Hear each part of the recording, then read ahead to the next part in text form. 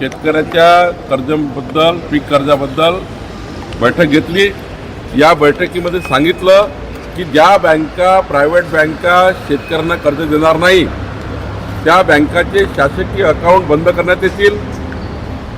या जिल्ह्यातले अमरावती जिल्ह्यातले जे मोठे व्यावसायिक आहेत त्यांनी आम्ही त्यांनाही निवेदन करू की शेतकऱ्याच्या पाठीशी जी बँक उभी नाही त्यांना अकाउंट देऊ नका।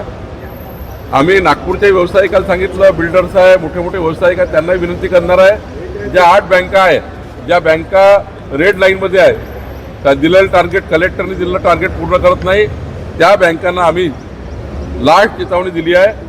आणि आमचे शेतकरी त्या बँकेसमोर उद्या गेले तर आम्ही जबाबदार राहणार नाही। आमचे शेतकरी त्या ठिकाणी आत्महत्येकडे जर गेलं आहे तर त्याला या बँकामुळे जबाबदार राहतील। आम्ही त्यांना सूचना दिली आहे की असं कुठलंही काम करू नका ज्यातनं आमच्या शेतकऱ्यावर मनस्ताप होईल। सर्व बँकेनी आमच्या शेतकऱ्याचं टार्गेट पूर्ण केलं पाहिजे।